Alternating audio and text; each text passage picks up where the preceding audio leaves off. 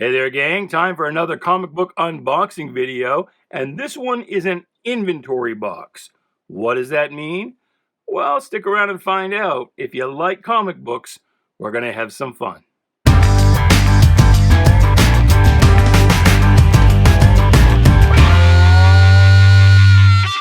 Hey there, Bobby. Welcome to Shanghai. My name is Duke, and this is an unboxing video, and again, it is an inventory box this time out. So what does that mean?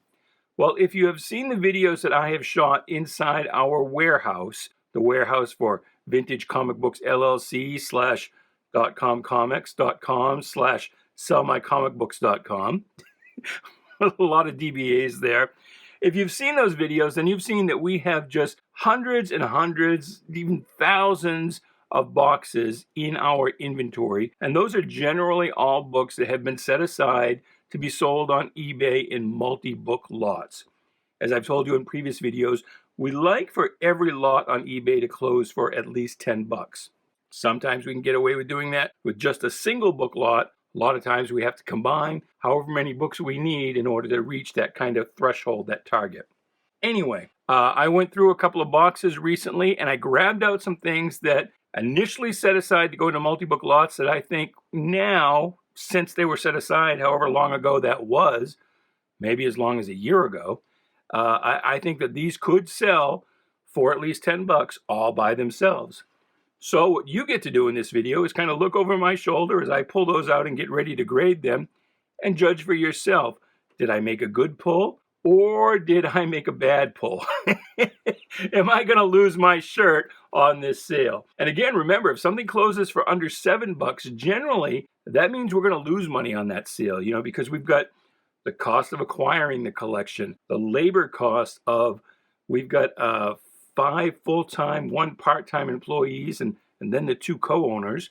You've got overhead, lights, heat, rent. You've got, the eBay charges, of course, and they get you coming and going. So yeah, 7 bucks is about where we start to lose money. So we like to make at least 10. So each one of these books you're going to look at, judge for yourself. You think I'm going to get at least 10 bucks on that book? And if not, let me know. Stop me before it's too late. So anyway, let's get right into this box. Please do like, share, subscribe, comment, do all the groovy things. And this first stack is really just me being stubborn because the Tarzan books, they just don't do well for us. And I don't know why that is. I presume it's just because Tarzan is kind of an old property, kind of a dead IP almost. I mean, there hasn't been a really good popular Tarzan movie in a couple of decades, or a TV show, certainly any other media. The young kids even read the Edgar Rice Burroughs stuff anymore. I remember when I was in junior high, or actually I think I was into high school. I might have been a freshman or a sophomore, but I went through and I read all of the Edgar Rice Burroughs Tarzan books. And yeah, are they even still in print? I have no idea. But I know, boy, you could get any bookstore you went into back then, a Mr. Paperback is what we had around here. You get those pocket paperbacks of that old Tarzan stuff. And man, I read that stuff like a fiend. So I've got a soft spot for these Tarzan books. And the painted covers or the photo covers I think are great. They should appeal to people who aren't, just comic book fans, but just regular pop culture Edgar Rice Burroughs fans, Tarzan fans. I mean, that would look cool in a CGC case framed, on your wall. So anyway, they don't sell very well for us. The Tarzan books don't do well at all. So this is just me being stubborn. I don't think this is going to close for 10 bucks, but I feel like it should. So I'm willing to take the loss on this one, I guess. So this is number 55. From 1954. So, I mean, that's an old book, and it's in pretty good shape. This is number 64 from 1955. This is number 66 from 1955. Looks like it's got a subscription crease in it. And if you don't know, I don't know if I've mentioned it in a while, a subscription crease is when Kids used to get their comic books by mail. Of course, they weren't considered collectibles back in the 50s. They were just a disposable consumer good. And the book would actually be folded in half and then put inside a wrapper. That's how it would be mailed. I presume so it could fit inside most mailboxes. And so you'd get this fold that goes right through the entire book. And I presume that's what it is, because we can see it's here in the back cover as well. This one's actually got a little bit of water damage or something down there in the bottom. That's too bad. So here we have number 77 from 1956. The painted covers are nice. The interior artwork we can see on these Tarzan books is generally, it's kind of static, not too exciting. But again, to me, the appeal of these books is just the covers. That would look great framed on a wall in your man cave, or your she shed if you're a chick who likes comic books. And good for you if you are. This is number 82, photo cover. I don't think that's Johnny Weissmuller, but I can't remember who that is. They had about 5 or 6 different actors play Tarzan through the 40s and 50s. And I don't remember who this guy is. I'll pop his name up on the screen. But I don't think that's Weissmuller. There's another one. That is number 84 from 1956. Here's number 91 from 57. The way he's hiding behind that branch, I guess you can see a little bit of his loincloth here, but it kind of looks like old Tarzan's running around buck naked there, doesn't it? I don't think that's what they intended when they posed him behind that branch, for it to look like that. But it does look like he's pulling out a knife. Looks like he's the crazy stalker at the nudist camp. Okay, so that's those Tarzans. Here's some other stuff I pulled. A Silver Age Aquaman, and this is mid-grade. It's probably a 6, but I think that'll get at least $10. This is a kind of a low grade, maybe a 5-ish or so, but Avengers 181, the first appearance of Scott Lang, cameo appearance, and of course, as you know, he would become Ant-Man. X Factor number 5, the first appearance in cameo of Apocalypse. Showcase number 100, we've seen this recently, and this one's a nice condition copy, but this was an issue that featured everybody who had ever starred in an issue of Showcase. So this thing has got dozens and dozens and dozens of characters. It's crazy. Here's a Charlton book, Hot Rods and Racing Cars. I'm not sure what issue number this is, but it's funny, the Hot Rod books, Charlton pretty much had the market cornered on that. High School Confidential Diary. That's also a Charlton book. I met a fascinating boy tonight. His name is Hank, and he rides a motorcycle! Exclamation point. I know I shouldn't go out with him, but being with him is thrilling. Ooh! So he's a Fonzie. All right. Okay. Little Audrey, a fairly early issue, issue 21 of Playful Little Audrey, who was on TV at this time on ABC television. Star Wars number 1. This is a reprint edition. You can see here the reprint. So it's basically, we would call that today like a second print. I mean, I think this reprint came out about the same time. And you got to be a little careful with the Star Wars books, because there were several versions of that first issue and of the first couple issues, because here's number 2, and that's a reprint as well. But some of them were genuine reprints. Some of them were Whitman editions, and the Whitmans were books that were included in multi-packs and sold in department stores. And so they're a little different, and you've got to be a little careful. Generally, they don't have the UPC code or something up here, and the pricing is different. If you go to like comicbookrealm.com, you can look up and it shows you pictures of all the different editions and what they're generally going for. And so these reprint editions, and here's a number 3 with Chewbacca being not quite on model here. It cracks me up every time I see that. Because I think these came out before the movie, actually. I'm not sure how many issues we were into this before the movie actually came out. But what was I saying? Anyway, you got to be careful. There are different editions of those. Oh, I know what I was saying. The reprint editions generally used to go for like nothing compared to like the one true mother edition. But now even the reprints do pretty well. All right, so again, this is all stuff I picked out of inventory. And we'll see kind of long runs of some titles here. Fantastic Four, 153, 149.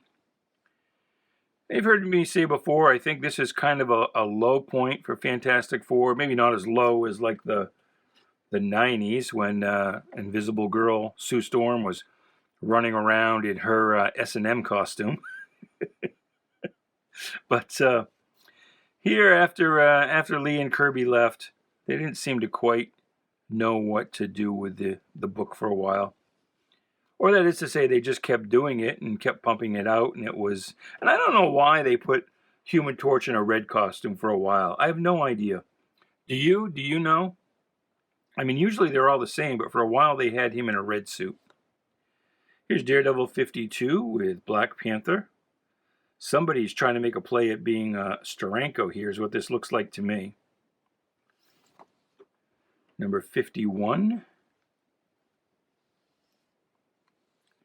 Number 50.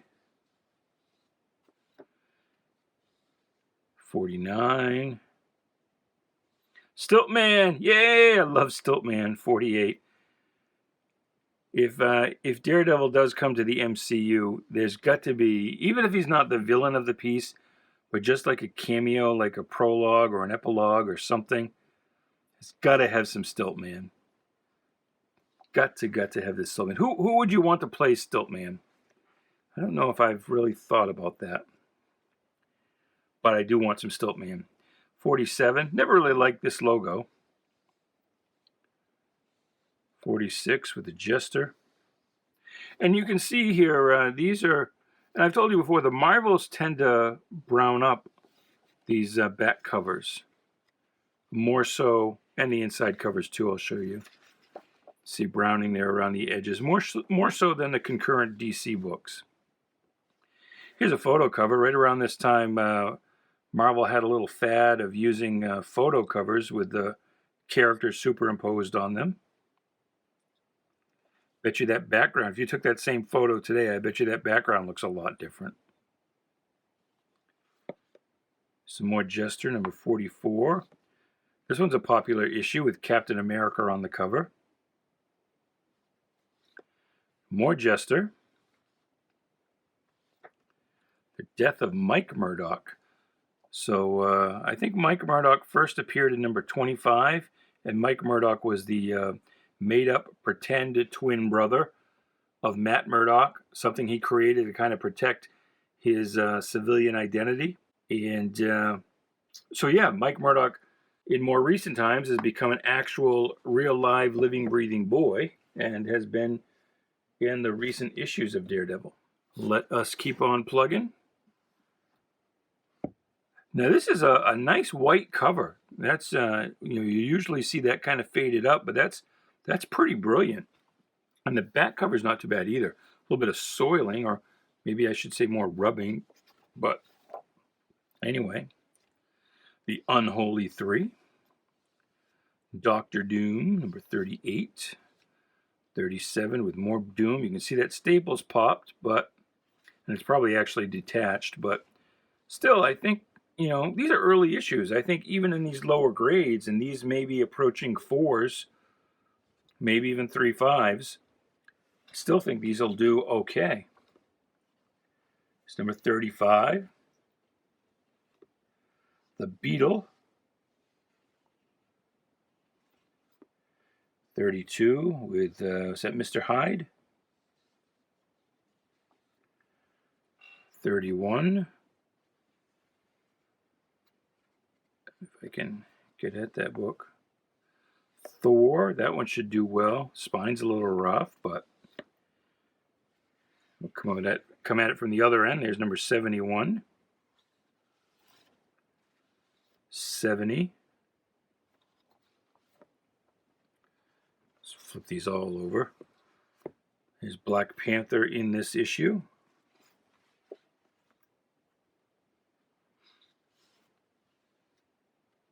Crag.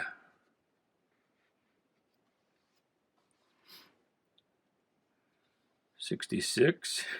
The La Brea Tar Pits. Karen's dead. She'll get better. 65. 63. The Gladiator. Nighthawk. And he would eventually become a hero over in the Defenders, but at this point he's still the villain of the Squadron Supreme. There's a whole bunch of villains. Cobra, Jester, Mr. Hyde. Let's pull out another stack. Actually, there's a lot of Daredevil in this box. I hope you like Daredevil. Because if you don't, you might want to tune out now. There's 60. The Torpedo. You don't see a lot of the Torpedo anymore. Or the Stuntmaster.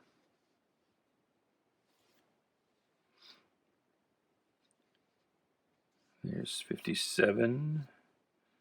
56. 55 with the talking tree, I guess. Who's calling him a coward? I don't know. 54. See, they give the death date, but they didn't give a birth date because they didn't want to fix it in time. Even back then, Marvel was, thinking about its floating timeline. And speaking of floating heads. People love floating head covers. 53. A little bit of an origin story there. Now, this is cool. Or I think it's cool. If you didn't know this, there was a while there, about the time that Captain America took on Falcon as a co-star, Daredevil, they teamed him up with the Black Widow. And I can't remember if this is before or after she had her solo series in Amazing Adventures. Might have been even about the same time. But it was clearly to goose sales. This was a lower selling title, and they threw her in to try and pick things up a little bit, I should think. And she didn't last very long, so I guess it didn't work. Which is surprising because just on the face of it, you would have thought that Black Widow would have picked up Daredevil sales more than Falcon impacted Captain America. But, Falcon's just cool, so there's that. Spider-Man. Number 103. Number 99 with Hawkeye. And, they were a thing back, when they first appeared. And you don't really see much of the Hawkeye-Black Widow relationship anymore.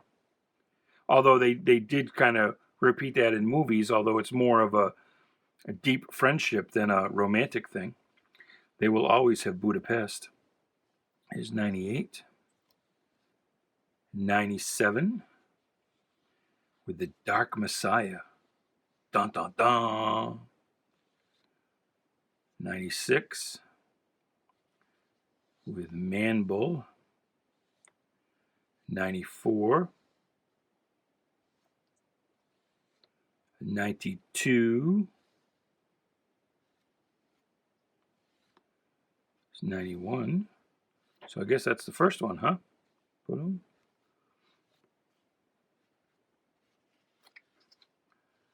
89, Electro. That costume's just ridiculous. I would have loved... What was the guy who played Electro in the movies? I would have loved to see him in that mask. Purple Man, Kilgrave. Scorpion. The Owl, number 80. Zodiac, number 73, with Iron Man. And Tagak, the Leopard Lord. And look where he's coming from. Apparently he's teamed up with Mirror Master, I guess, huh? All right, next stack. Next stack, some more Daredevils. 136, we've lost Black Widow by this point. 135. 130. 129, Man-Bull Bust Loose. 125. And so after they took her off the cover, as far as being part of the logo, she still co-starred in the book for a while. And so this is the last one with her her little icon there up at the top. 119, 118, 17 with the owl, 15 with Deathstalker, 14 with Man-Thing, 113 is Gladiator again, the Mandrill in number 112, 110, 109, no Black Widow on that one, although I guess she's kind of still there. They took her out so they could show her. 108 with the Beetle. Here we go. 161, Black Widow's back. That's a classic Frank Miller run with Bullseye.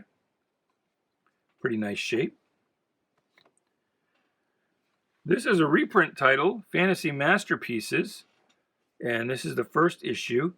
This would go on to reprint, the superhero stuff from the early Marvel age, but initially the title was launched to reprint the monster and sci-fi stuff from the 50s by sturdy Steve Ditko and jovial Joey Sinnott, Joey, darling Dick Ayers, dashing Don Heck, and of course jolly Jack Kirby. And now we've got some Tales of Suspense with Iron Man and Captain America. And then these are lower grades. These are going to be like 3 5s, 4s, maybe some 3s. But I think they're going to bring at least $10. Let me know if you disagree. 73 with the tin can helmet, Black Knight. And Tales to Astonish. It's got a little bit of water damage, but this one could be questionable. But I still think maybe it'll do okay. Maybe. Another snack. And we're looking at Thor now. That's a hardcover to get nice and white. I believe that's the first Ego the Living Planet, number 133. 132. And our Thor books have been doing very well lately. Although these are kind of lower grade and they do fall off a cliff around the 4, 5 range. But in at least 6, they've been doing gangbusters. The Hammer and the Holocaust. Da, da, da, da. Back to Tales of Suspense. Iron Man. Cap. With Power Man, not Luke Cage. The Titanium Man. Red Skull. Batroc the Leaper. Some more Thors. Oh, we'll turn these around. With Dashing Donnie Blake. 151. 144, the giant dildo cover.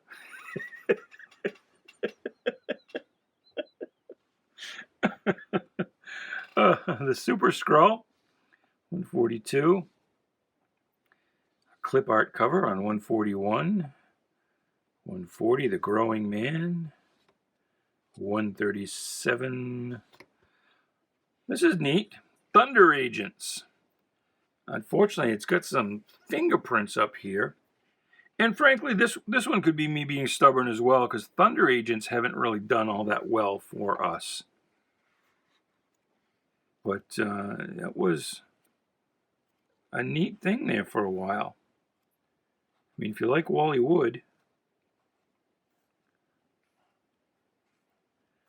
And there have been about a zillion attempts to try and revive the Thunder Agents everywhere, including DC, but it's never really worked out. Here's some coverless comics that I thought would do well. You know, at least $10, even though they're coverless. I've got to check them and make sure they're complete, that there's nothing missing. But even without the cover, they should do well. So the Battle of the Baxter Building. Now, this is one where the indicia, the publishing information, was on the inside front cover. So I've got to check and see what issue number this is, but I think this is a fairly early issue, like 20-something, 30-something. I'll have to look it up. And Lo Shall Appear a Mimic. I think that's X-Men like number 2 or 3. I'm not sure, but again, even without the cover, as long as it's complete, I bet you that'll bring at least $10. And Where Walks the Juggernaut. This one feels a little thinner, so I definitely double want to check it, and it is missing a piece there. But I think that might be the first Juggernaut. And if so, again, even without a cover, maybe I'm taking a chance. You let me know what you think. I think it'll do okay. Here's a few more Olsen books. Unknown Worlds, that's an ACG book. ACG was a kind of a sister company to DC Comics. It was run by Harry Donenfeld's son-in-law. And Donenfeld was, of course, the owner of DC Comics. What issue? Oh, this is number 33. And this looks like, oh, it is Schaffenberger, Kurt Schaffenberger. Here's some Dial H for Hero in House of Mystery, number 157. A Strange Adventures, number 181, The Man of Two Worlds. Patsy and Hedy, or Hedy. How do you say that? I guess it's supposed to be Hedy. Career Girls. That's number 106. Mystery in Space, number 106, with Ultra the Multi-Alien, which is just a weird design. I'm not surprised that never really took off. Showcase number 62, the first appearance of the Inferior Five, with Dumb Bunny, White Feather, Merry Man, Awkward Man, and the Blimp. Star Spangled War Stories, number 114. Soldiers versus Dinosaurs. It's funny how he's got these claws here. So it looks like with this hand, he's going like, hey man, rock on, party on, dude. An 80-page giant of Jimmy Olsen. And the Jimmies don't do super great for us. His cross-dressing Jimmy. That's hard to say. But this would be an all reprint issue, of course. But still, an 80-page giant. Those are always fun.